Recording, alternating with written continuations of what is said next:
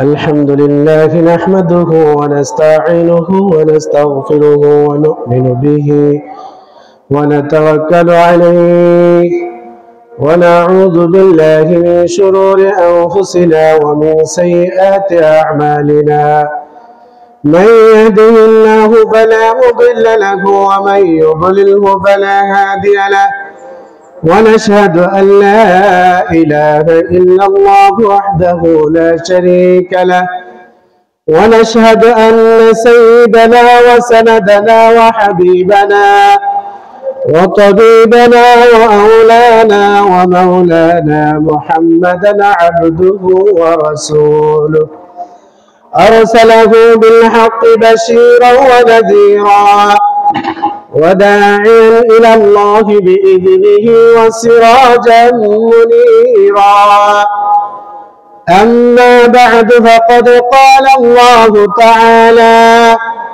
في كلامه المجيد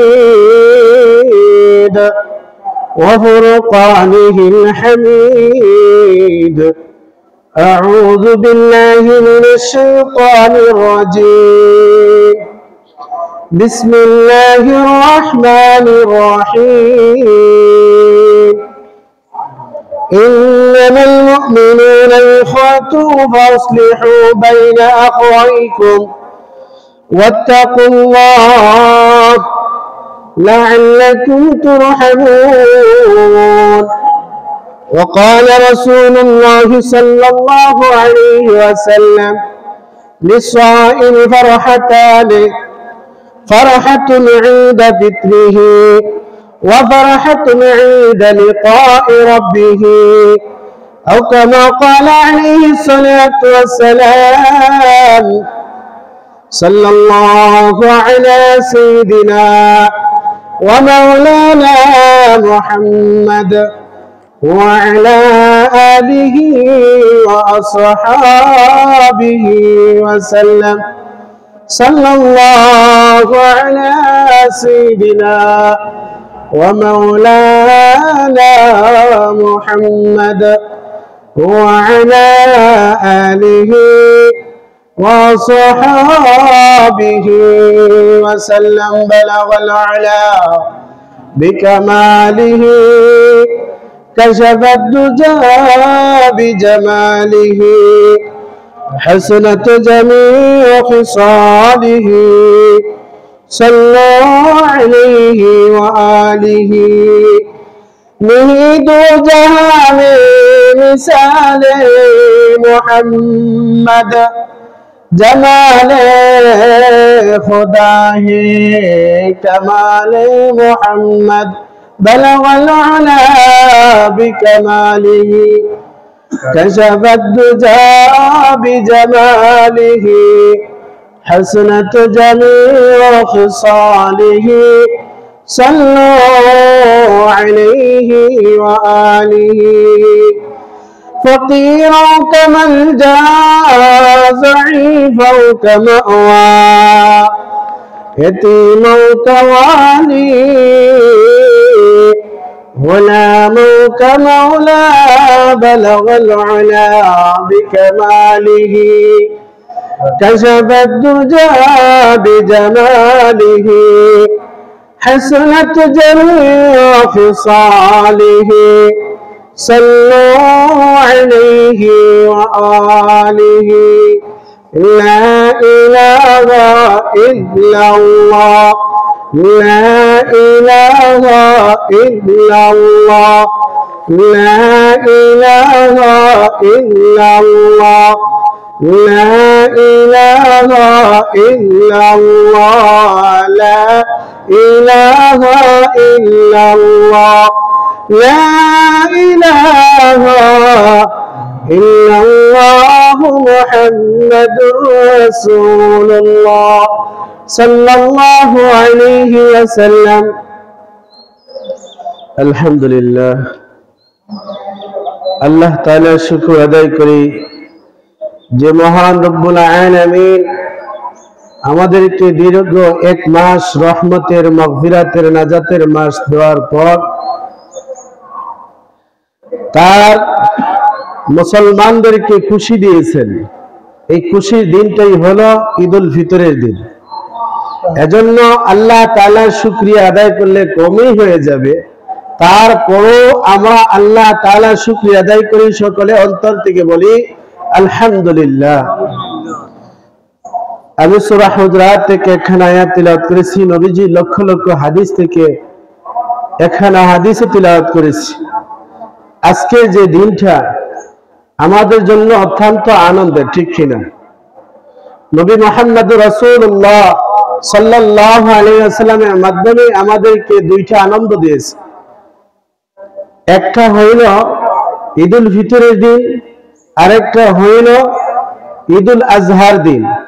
এটা কোনো ইতিহাসের মাধ্যমে নয়। কারণ কি, খ্রিস্টানরা তারা বড়দিন পালন করে 25শে ডিসেম্বর।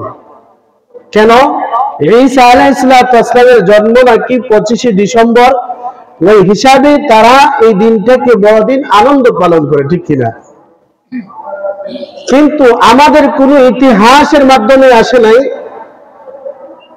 ইহুদিরা যখন ওই ফিরআউনের কাছ থেকে মুক্তি পাইল, পাওয়ার মাধ্যমে তারা ওই দিনটাকে স্মরণ করে, তারা আনন্দ ফুর্তি করে, ঠিক কিনা? কিন্তু আমাদের মাধ্যমে যে আমাদের অনেক ইতিহাস আছে, নবীজি দুনিয়ার মধ্যে আগমন করছেন, এই দিনটাও আমাদের জন্য আনন্দ হইতো, ঠিক কিনা? এই হিসাবে ঈদ দিতে পারতেন, কিন্তু আল্লাহ এই ইতিহাসের সাথে আমাদের ঈদকে রাখেন নাই। বদর যুদ্ধে বিজয়, এটাও আমাদের ইতিহাস, কিন্তু এটার মাধ্যমে আমাদের আনন্দ দিতে পারতেন, কিন্তু এটার মাধ্যমে আমাদের ঈদকে দেন নাই। কারণ কোন একদিনের সাথে সম্পর্ক মুসলমানের হইতে পারে না। মুসলমানের সম্পর্ক হবে আমলের সাথে, যেটা বারংবার আসবে, এর মাধ্যমে আল্লাহ তাআলা তার বান্দাদেরকে খুশি করবেন, বলেন সুবহানাল্লাহ। যদি দিতেন তাহলে মক্কা বিজয় যেদিন হয়েছে, এই ইতিহাসকে কেন্দ্র করে আল্লাহ তাআলা দিতে পারতেন, কিন্তু না। আল্লাহ তাআলা আমাদেরকে এমন দুইটা দিন দিয়েছেন যে ইবাদতের সাথে সম্পর্ক কত বিষয় গড়িয়ে আসবে, আর গড়িয়ে যখন ওই বান্দা ইবাদত করবে, ইবাদতের প্রতিদান হিসাবে আমাদেরকে দিয়েছেন ঈদুল ফিতরের দিন, বলেন সুবহানাল্লাহ। এজন্য আল্লাহ রাসূল যখন মক্কা থেকে হিজরত করে মদিনায় আসলেন, আসার পর দেখলেন কিছু লোক দুইটা উৎসব পালন করে। একটা হলো গ্রীষ্মকালে, আরেকটা হলো শীত মৌসুমে। তো দুইটা উৎসব পালন করে আল্লাহ রাসূল জিজ্ঞেস করলেন, তোমরা কি এই দিনে? বলে, আমরা এই দিনে আনন্দ ফুর্তি করি, খেলাধুলা করি, এটা আমাদের আনন্দের দিন। আল্লাহ রাসূল কৌশলে বললেন, মুসলমানের এগুলা হইতেই পারে না। মুসলমানের জন্য আল্লাহ তাআলা স্পেশাল দুইটা দিন রেখে দিয়েছেন। সারা মাস রোজা রাখবে, ইবাদত বন্দেগী করবে, দীর্ঘ লম্বা টাইম নিয়ে তারাবির নামাজ পড়বে, তাহাজ্জুদের নামাজ পড়বে, সারা দিন কোরআন তেলাওয়াত করবে, সারা রাত্রি কোরআনের মধ্যে কাটিয়ে দিবে, রুকুর মধ্যে কাটিয়ে দিবে, সিজদার মধ্যে কাটিয়ে দিবে।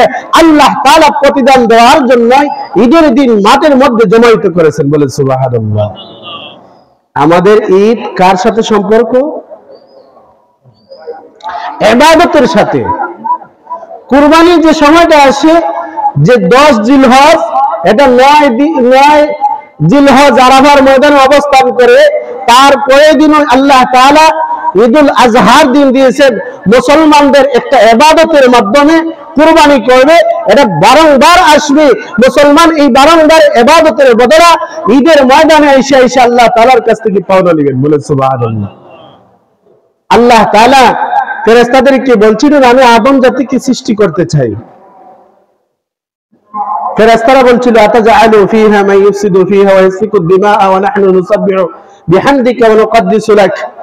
ওগো আল্লাহ, আপনি এমন এক জাতিকে সৃষ্টি করতে যাইতেছেন, যে জাতি দুনিয়ার মধ্যে যাওয়ার পর ফিতনা ফাসাদ করবে, রক্তপাত ঘটাইবে, আর এরা তোমার থেকে গাফেল থাকবে। তখন আল্লাহ বলছিলেন, ইন্নী আ'লামু মা লা তা'লামুন, আমি যা জানি তুমি ফেরেশতারা তোমরা তা জানো না, বলেন আল্লাহু আকবার। আল্লাহ তাআলা ফেরেশতাদেরকে আজকের দিনে দিয়ে ঘোষণা দিতেছেন, এই ফেরেশতারা শোন, তোরা যে বলছিলে আমার আদম জাতিকে সৃষ্টি করলে তারা রক্তপাত ঘটাইবে, ফিতনা ফাসাদ করবে। আজকে যে তারা জমায়েত হয়েছে দীর্ঘ 1 মাস ইবাদত বন্দেগী করিয়া, রোজাকে পালন করিয়া, তারাবির নামাজ পড়িয়া, কোরআন তেলাওয়াত করিয়া, সিয়ামকে সাধনা করিয়া আজকে জমায়েত হয়েছে, তাদের একজন মানুষ যদি কাজ করে তার পাওনা কি দেওয়া যায়? বলে তার পাওনা তো সাথে সাথেই দেওয়া। তখন আল্লাহ তাআলা তাদেরকে স্মরণ করাইয়া, আমার বান্দা তাদেরকে আমি খায়সাত দিয়েছি, তোদেরকে খায়সাত দেই নাই, তোরা তো সর্বক্ষণ আমার তাসবিহ পাঠে ব্যস্ত, তোমাদেরকে খানা পিনার জন্য পেট দেই নাই, তোমাদেরকে যৌন চাহিদা পূরণ করার জন্য অন্য কিছু দেই নাই, আমার বান্দাদেরকে পেট দিয়েছি, খানা পিনার জন্য ব্যবস্থা করে দিয়েছি, যৌন চাহের জন্য ব্যবস্থা করে দিয়েছি। আল্লাহ তাআলা বলেন এত কিছুর পরেও তারা আমি আল্লাহ তাআলার ভয়ে সারা দিন রোজা রাখছে, খায় নাই, পান করে নাই, স্ত্রীর সাথে মিলামিশা করে নাই। আজকের দিনে তোরা সাক্ষী থাক, আমার বান্দাদেরকে আমি মাফ করে দিলাম, বলে সুবহানাল্লাহ। আজকের দিনে আমরা আল্লাহ তাআলার কাছ থেকে মাফ চাইব। এখন আজকের দিন মাফ নিয়ে পরের দিন কি আমরা গুনাহের মধ্যে কাটাইব? কথা বুঝলেন? এজন্য আল্লাহ তাআলা আমাদেরকে আনন্দ দিয়েছেন। আল্লাহ রাসূল বলেন লিসাইনি ফারহাতানি ওয়া ফারহাতুন ইনদা ফিতরিহি ওয়া ফারহাতুন ইনদা লিকাই রাব্বিহি। আল্লাহর হাবিব মুহাম্মদ রাসূলুল্লাহ সাল্লাল্লাহু আলাইহি ওয়াসাল্লাম বলেন রোজাদারের জন্য 2টা আনন্দ আমি আল্লাহ তাআলা দিয়েছি। কি আনন্দ?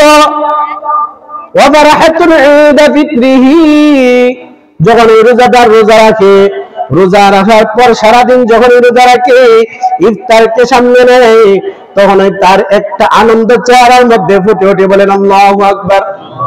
দেখবেন সারা বছর যত হাই পায়খানা খান না কেন, খানা সামনে আসার পরে তো আনন্দ আসে না। একজন রোজাদার যখন রোজা রাখে, রোজা রাখার পর যখন ইফতারটা সামনে আসে, তখন অটোমেটিক তার চেহারার মধ্যে আনন্দের ভাব ফুটে আসে। এমন তার দিলটা খুশ হয়ে যায়, এত আনন্দিত হয়। এই আনন্দিত আমরা সকলে অন্তরে অন্তরে টের পেয়েছি, ঠিক কিনা? আরেকটা আনন্দ কি?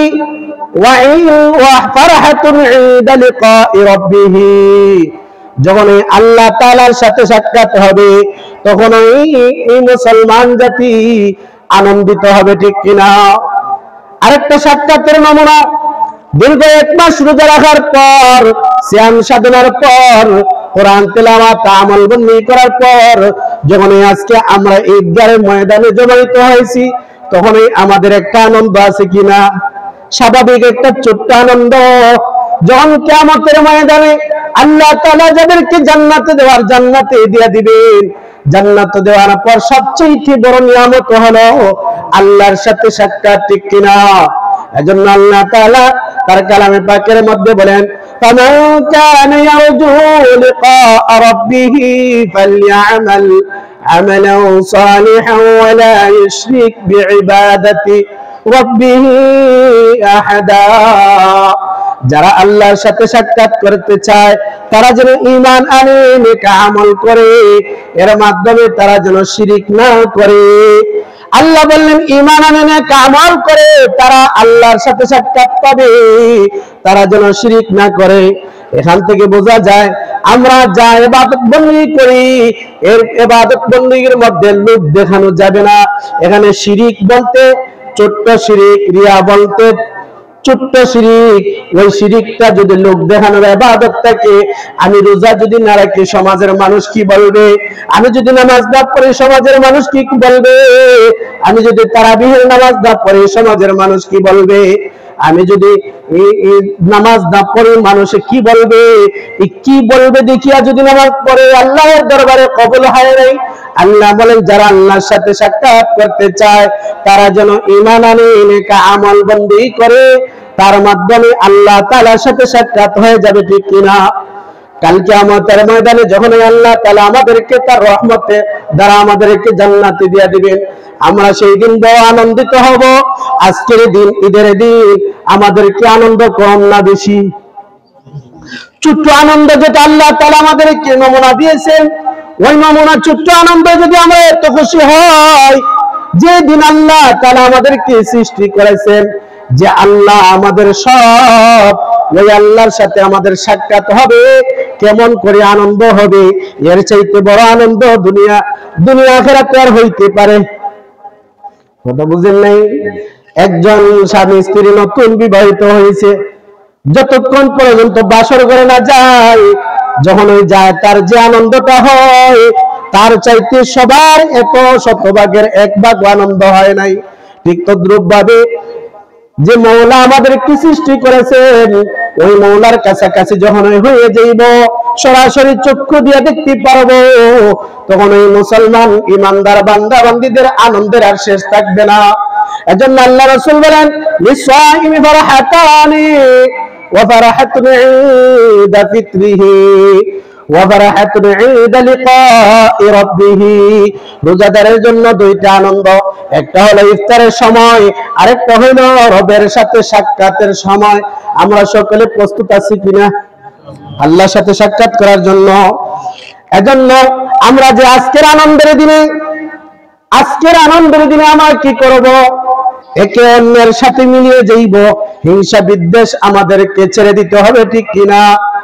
আল্লাহ রাসূল বলেন, সিলমান কাতাআকা ওয়া'ফু আম্মান যালামাকা ওয়া'ফু আম্মান যালামাকা ওয়াহসিন ইলা মান আসাআ ইলাইক। সিলমান কাতাআকা, যারাই তোমার সাথে আত্মীয়তা ছিন্ন করে তুমি জোড়া লাগিয়ে দাও। ওয়া'ফু আম্মান যালামাকা, তোমার সাথে জুলুম করলে, ওয়াহসিন ইলা মান আসাআ ইলাইক, তুমি তাদের সাথে সুন্দর ব্যবহার করো। বলেন আল্লাহু আকবার। ঈদের মাধ্যমে যেহেতু আমাদের ছোট আনন্দ আল্লাহ তাআলা ঈদের মাধ্যমে দিয়েছেন, এজন্য আমরা কি করব? একে অন্যের যা ছেদ পড়েছি সারা বছরের মাধ্যমে, ওই মাধ্যমে যে ছেদ পড়েছে আত্মীয়তার মধ্যে বন্ধন ফাটল ধরেছে, ওই ফাটলটাকে আজকে আমরা সালামের মাধ্যমে, মুসাফাহার মাধ্যমে, খাওয়া দাওয়ার মাধ্যমে এই হিংসাটা দূর করে দিব, ঠিক কিনা? কারণ আজকে একটা আনন্দের দিন, হিংসা বিদ্বেষ থাকলে ভালো লাগে?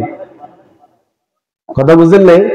এজন্য আল্লাহ রাসূল বলেন, আর-রাহিমু মুআল্লাকাতুন বিল আরশ, যারা আত্মীয়তা ছিন্ন করে, চিহ্নের কারণে তার যত ইবাদত বন্দী আছে আরশে আজিমে ঝুলন্ত অবস্থায় থাকে। আমরা মুসলমান, আমাদের ইবাদত কি ঝুলন্ত অবস্থায় থাকবে না? আল্লাহর কাছে পৌঁছাইবে। এজন্য আল্লাহ রাসূল বলেন, তাকুলু মান ওয়াসালানি ওয়াসালাহুল্লাহ, যারা আল্লাহর সাথে সম্পর্ক, যারা একে অন্যের সাথে বন্ধনে অটুট থাকে, আল্লাহর সাথে তাদের বন্ধনটা অটুট থাকে। বলেন আল্লাহু আকবার। ওইদিকে আপনারা মনোযোগ। যারা আত্মীয়তার মধ্যে বন্ধনে অটুট থাকে, জোরালো থাকে, আল্লাহর সাথে তার জোরালো সম্পর্ক হয়ে যায়। বলেন আল্লাহু আকবার। আল্লাহ রাসূল বলেন, ওয়ামান কাতাআনি কাতাআহুল্লাহ, যারা আত্মীয়তার সম্পর্কটা ছেদ করে দেয়, আল্লাহ তাআলা তাদের সাথে সম্পর্ক ছেদ করে দেন। আর-রাহিমু মুআল্লাকাতুন বিল আরশ, আর ওই মাধ্যমে তার ইবাদত বন্দেগী আল্লাহর কাছে পৌঁছায় নাই, আরশে আজিমে ঝুলন্ত অবস্থায় থাকে। এজন্য আমরা ইমানদার মুসলমান, আমাদের ইবাদত এত কষ্টে, আমরা তো সামান্য, আল্লাহ যেভাবে চেয়েছেন আমরা সেভাবে করতে পারি নাই, রাসূল যেভাবে শিখাইছেন সেভাবে করতে পারি নাই। যেটুকু আছে ওই ইবাদতটুকু আমাদেরকে পৌঁছাইতে হলে মনের দিল থেকে হিংসাটাকে, বিদ্বেষটাকে দূর করিয়া আত্মীয়তার সাথে আজকে আনন্দের দিনে, যেই দিন আল্লাহ তাআলা দিই থাকেন, যেই দিন আল্লাহ তাআলা প্রতিদানের দিবস বলেছেন, ওই দিনে একে অন্যের সাথে সম্পর্ক জোড়ায় যদি দেই, তাহলে আল্লাহ তাআলা আমাদেরকে সম্পর্ক জোড়ানোর কারণে এতভাবে দিবেন, জিন্দেগির সমস্ত গুনাহ খাতা আল্লাহ তাআলা মাফ করে দিবেন। বলেন আল্লাহু আকবার।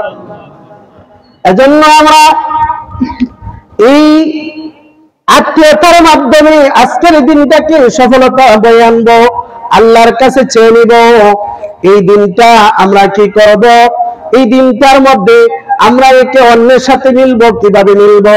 আল্লাহ রাসূল বলেন, আফসু ইয়া আইয়ুহান নাস, হে মানুষ সকল, আফসুস সালাম, একে অন্যের সালামের একে অন্যের সালামের প্রচলন করো, একে অন্যকে সালাম দাও। ওয়া তু'ইমুত তাআম, একে অন্যকে খাওয়াও। সালামের মাধ্যমে কি হয়? মানুষের প্রতি মহব্বত সৃষ্টি হয়, হিংসা দূর হয়, ঠিক কিনা? দেখেন আপনার সাথে একজন মানুষ যেতে এড়িয়ে চলো, আপনি যখন বারবার সালাম দিবেন, কথা বলবেন, কথা বলার দরুন তার সাথে আর কোনো হিংসা থাকে না, ঠিক কিনা? আপনারা আজ থেকে পরীক্ষা করে নিন। সালামের মাধ্যমে হিংসাটা দূর হয়। যতই হিংসা করুক না কেন, আপনি তাকে খাওয়ান, খাওয়ানোর মাধ্যমে তার হিংসাটা, বিদ্বেষটা দূর হয়ে যায়। এজন্য আল্লাহ রাসূল বলেন, আফশুস সালাম ওয়া তু'মিত তাআম ওয়াসিলুল আরহাম, আত্মীয়তার সাথে সম্পর্ক জুড়িয়ে দাও। ওয়াসাল্লু বিল-লাইলি ওয়ান-নাসু নিয়াম, রাত্রিবেলা যখন এই মানুষ ঘুমায় যায় তখন তুমি তাহাজ্জুদের নামাজের জন্য দাঁড়ায় যাও, বলেন আল্লাহু আকবার। আল্লাহ রাসূল বলেন, তাদখুলুল জান্নাতা বিসালাম, ওই চারটা গুণ যখন অর্জন করবে, অর্জন করার মাধ্যমে আল্লাহ তাআলা তাকে জান্নাতে পৌঁছে দিবেন, বলেন সুবহানাল্লাহ। এজন্য আমরা মুসলমান জান্নাতে যাইতে চাই, ঠিক কিনা? জাহান্নামের আগুন থেকে বাঁচতে চাই। যদি জান্নাতে যাইতে চাই তাহলে মুমিনের গুণ আমাদেরকে অর্জন করতে হবে। আমরা মুসলমান ঈমানদার ভাই ভাই, দিলের হিংসাটাকে দূর করতে হবে। আল্লাহ তাআলা তার কালামে পাকের মধ্যে বলেন, ইন্নামাল মুমিনুনা ইখওয়া ফাসলিহু বাইনা আখাওয়াইকুম, একজন ঈমানদার অন্যজন ঈমানদারের ভাই ভাই, ফাসলিহু বাইনা আখাওয়াইকুম, একে অন্যকে নসিহত করবে। নসিহতের মাধ্যমে কি হয়? ফাসলিহু বাইনা আখাওয়াইকুম, তাদের অন্তরে ইসলাহ হয়ে যাবে। আল্লাহ তাআলা বলেন, ওয়াত্তাকুল্লাহ, আল্লাহকে ভয় করো, লাআল্লাকুম তুরহামুন, আল্লাহ তাআলা তোমাদেরকে রহমতপ্রাপ্ত বান্দাদের অন্তর্ভুক্ত বানিয়ে দিবেন, বলেন সুবহানাল্লাহ। এজন্য আজকের দিনে আমাদের যত গুনাহ আছে মুছে ফেলে দিতে হবে, যত হিংসা আছে এগুলা দূর করে দিতে হবে। রমজানে আমরা ইবাদত করছি, এখন ইবাদত কমানো যাবে না, ঠিক কিনা? আল্লাহ তাআলা বলেন, ওয়াজারু যাহিরাল ইসমি ওয়া বাতিনা, প্রকাশ্য অপ্রকাশ্য সমস্ত গুনাহ থেকে পরিহার করতে হবে, ঠিক কিনা? আমরা রমজান মাসে কি করছি? হালাল খাবার খেয়েছি, এখন কি হারাম খাইব? না না না, ওয়াজারু যাহিরাল ইসমি ওয়া বাতিনা, আমাদের কি করতে হবে? রমজানে যেভাবে গুনাহকে পরিহার করেছি, সুদ মুক্ত জিন্দেগি যাপন করেছি, সুদ মুক্ত জিন্দেগি যাপন করেছি, ঘুষ মুক্ত জিন্দেগি যাপন করেছি, এই 11 মাস আমাদেরকে ঘুষ মুক্ত জিন্দেগি যাপন করতে হবে, সুদ মুক্ত জিন্দেগি যাপন করতে হবে। হারাম থেকে আমাদের কলবটাকে, অন্তরটাকে পরিষ্কার রাখতে হবে, ঠিক কিনা? এজন্য আল্লাহ তাআলা বলেন, ফাসলিহু বাইনা আখাওয়াইকুম, একে অন্যকে নসিহত করবে, একে এক মুমিন অন্য মুমিনকে নসিহত করবে। ফাসলিহু বাইনা আখাওয়াইকুম, ভাই ভাইয়ের অন্তরটাকে পরিষ্কার করবে। ওয়াত্তাকুল্লাহ, আল্লাহকে ভয় করবে। লাআল্লাকুম তুরহামুন, আল্লাহ তাআলা তাকে রহমতপ্রাপ্ত বান্দাদের অন্তর্ভুক্ত বানিয়ে দিবেন, ঠিক কিনা? যে আমরা আল্লাহ তাআলার রহমতপ্রাপ্ত বান্দাদের অন্তর্ভুক্ত হওয়ার জন্য সকলে প্রস্তুত আছে কিনা? ইনশাআল্লাহ। তো গুনার কাজ ছেড়ে দিতে হবে। আমাদেরকে কি গুনার কাজ ছেড়ে দিতে হবে? কারণ গুনাহের একটা দুর্গন্ধ আছে, নেক আমলের একটা সুঘ্রাণ আছে। নেক আমলের কি সুঘ্রাণ! আবু বকর সিদ্দিক রাদিয়াল্লাহু তাআলা যে রাস্তা দিয়ে যাইতেন, ওই রাস্তা দিয়া সুঘ্রাণ চড়ায় যাইত। আল্লাহর হাবিব মুহাম্মদুর রাসূলুল্লাহ সাল্লাল্লাহু আলাইহি ওয়াসাল্লাম যে রাস্তা দিয়ে যাইতেন, ওই রাস্তা দিয়ে সুঘ্রাণ চড়ায় যাইত। আমাদের কিরাতের ইমাম হাফস রাহমাতুল্লাহি আলাইহি, উনি সব সময় কোরআন তেলাওয়াত করতেন। আমরা 11 মাস যেভাবে এই রমজান মাসে যেভাবে কোরআন তেলাওয়াতকে চালু রেখেছিলাম, এই 11 মাস আমাদের কোরআন তেলাওয়াত চালু থাকতে হবে। ওই কোরআন তেলাওয়াতের বরকতে দেখেন কি অবস্থা। ইমাম হাফস রাহমাতুল্লাহি আলাইহি যখন তেলাওয়াত করতেন, স্বপ্ন যুগে আল্লাহ রাসূল সাল্লাল্লাহু আলাইহি ওয়াসাল্লামের সাথে সাক্ষাৎ হয়ে গেল। আল্লাহ রাসূল বলেন, ও হাফস, তুমি যখন কোরআন তিলাওয়াত করো আমার বড় ভালো লাগে, তুমি আমার দিকে আগাও, আমার দিকে আগাও। যখন আল্লাহ হাবিব মুহাম্মদুর রাসূলুল্লাহ সাল্লাল্লাহু আলাইহি ওয়াসাল্লামের দিকে আগায় গেলেন, যাওয়ার পর আল্লাহ রাসূল তার ঠোঁটের মধ্যে চুম্বন করলেন। যখন ওই চুম্বন খাওয়ার পর থেকে ঘুম থেকে উঠে দেখেন মেষ্টা আম্বরে গান করতেছে, বলেন সুবহানাল্লাহ। লোকেরা দেখে ওনার মাধ্যমে এত গান চড়ায়, জিজ্ঞাসা করলো ইমাম হাফস রাহমাতুল্লাহ আলাইহি, আপনার কাছ থেকে তো সুঘ্রাণ মেষ্টা আম্বরের গান পাওয়া যায়, কারণ কি?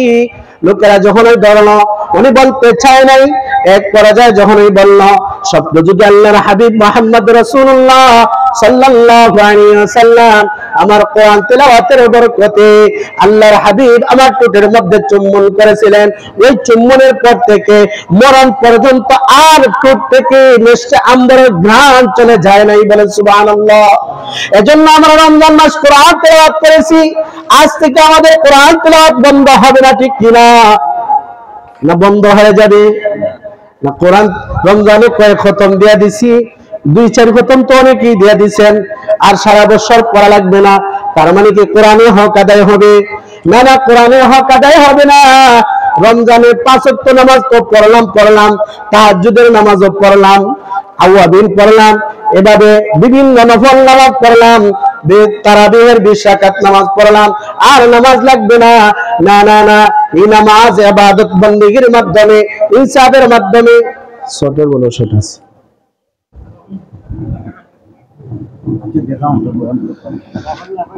ইনসাফের মাধ্যমে আল্লাহ তাআলা শরীরের মধ্যে জ্ঞান চড়া দেয়। আমাদের সানি ওমর ইবনে আব্দুল আজিজ রাহমাতুল্লাহি আলাইহি অল্প কয়েকদিন, 2 বছর 6 মাস মাত্র সারা দেশটাকে পরিচালনা করেছেন।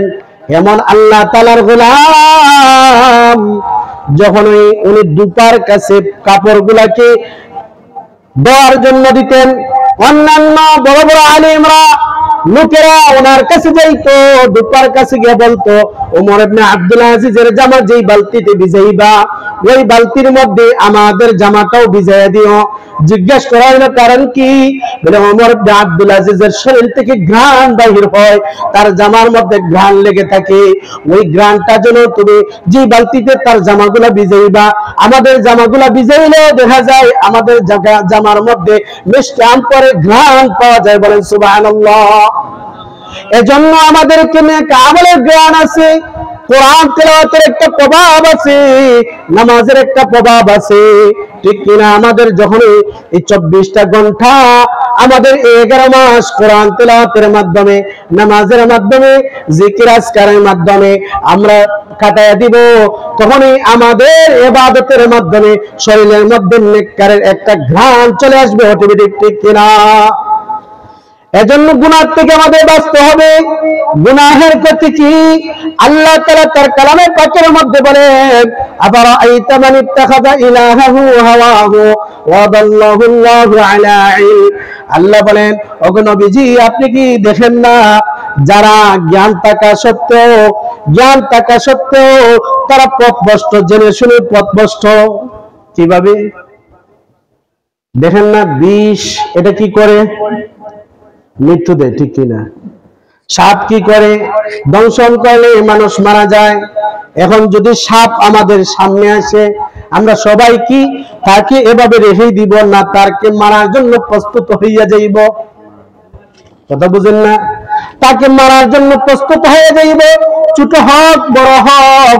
ওই সাপটা যখন মানুষকে দংশন করবে, সাথে সাথে বৃষ্টি হয়, তার মরণ হওয়ার সম্ভাবনা 100% গ্যারান্টি, ঠিক কিনা? আল্লাহ যদি রেখে রাখে তখন 100% গ্যারান্টি। এটা আমাদের এই সময় যদি কোনো বুখায় বলে না না সাপ আমাকে কোনো ক্ষতি করবে না, তাকে ধরি, তা এই ইলম থাকা সত্ত্বেও মরণ, বিষ এটা খাইলে মানুষ মারা যায়। কিন্তু আমরা কি করলাম? বিষ কি পান করলাম। কাউকে যদি বলা হয় 100 পিস বিস্কিট, একটা মাত্র বিস্কিটের মধ্যে বিষ মিশানো থাকে, আর বলা হয় 99টা ভালো আছে।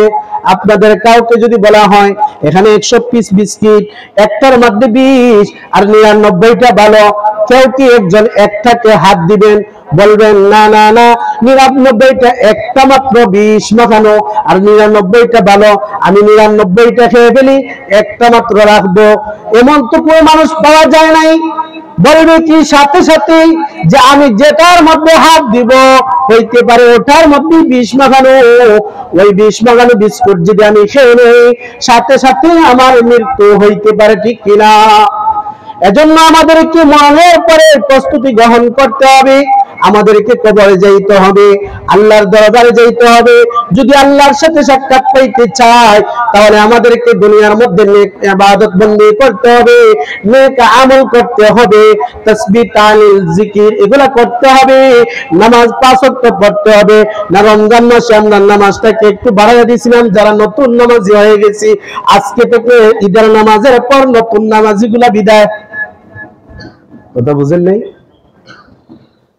এই যে আজকে আমরা এত জমজমাইত হয়েছি, আজকে ঈদের নামাজটা কি ফরজ? কথা বুঝেন নাই? আপনাদের সাথে একটু মুজাকারা করি, আজকে ঈদের নামাজটা কি ফরজ? আজকে ঈদের নামাজটা ওয়াজিব।